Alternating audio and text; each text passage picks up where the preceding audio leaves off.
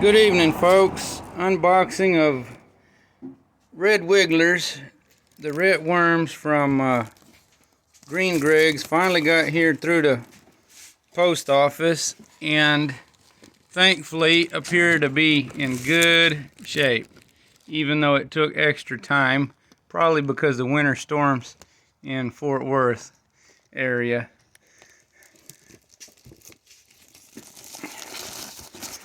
Trying to get prepared for them.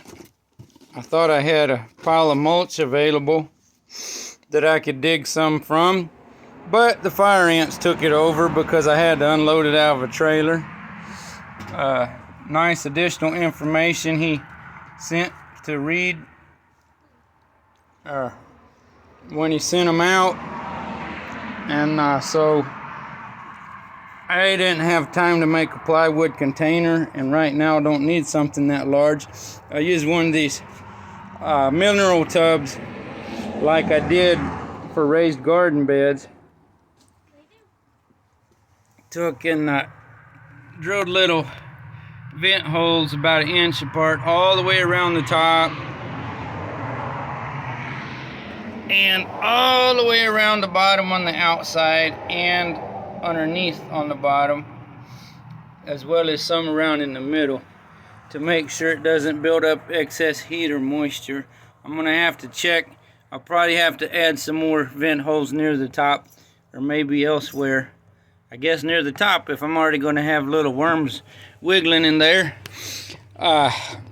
Before it gets hotter, I'm gonna put this between some shade trees, and when there's a wind block from the north wind, and if I have to, when it gets hotter, cover it with reflective white material or something and see if that'll work. And I've got more of these so I can make another one when I need it. I got a wheelbarrow load in my antique wheelbarrow full to the top of bark off of a soft tree because I had no mulch. All the fields around here are wet, so it's not like there's a bunch of cow manure I could have rolled around on the neighbor's property to go get dry of anybody near here. So just made my own mulch. I had been given a bag of mulch for wood chips, but right here, what's it saying? The ingredients: colorant. I'm not putting anything with dye in it. They're for the worms. I don't want to take a chance of killing it. So nice, beautiful worms from Greg.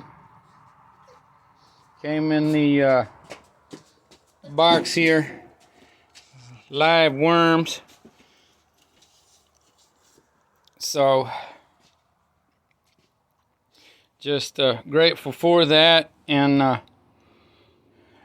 gonna have to put this also up on some cinder blocks or something to keep it off the ground. Because it's a plastic container, I'm not going to have to worry about vermin trying to get in it. I had to put the holes 1/16 of an inch, or actually smaller, I guess, so that even the little tiny worms don't get out if they raise babies.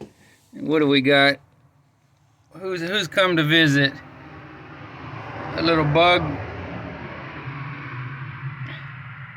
Come on out of there, little bug. I shook off all the pill bugs too and whatever. And I've got some other material that has mulch mixed in it that I'm thinking about putting here, because this is really too big. Should just be wood chips. Hopefully this works, and they survive and thrive just like all of us need to do. And I'll be able to use the castings to put when I start seeds and plant, so forth, for gardening purposes. And if I get enough time, maybe I can raise some to sell to others for a little fishing or gardening or something, or give some to local friend that's also trying to garden and has been so kind as to give me food and plants to produce food for me. So Green Greg's website, I'll try to put in the links, and I'll probably send the video to him. in case he wants to use it. Be sure to subscribe to his Green Gregs and Sustainable, Galactic Gregs and Swivel Hit News. And then he's got a couple other channels also that can be helpful. Anyway, thank you all. It's Roy here, and you have a blessed day. I got work to do.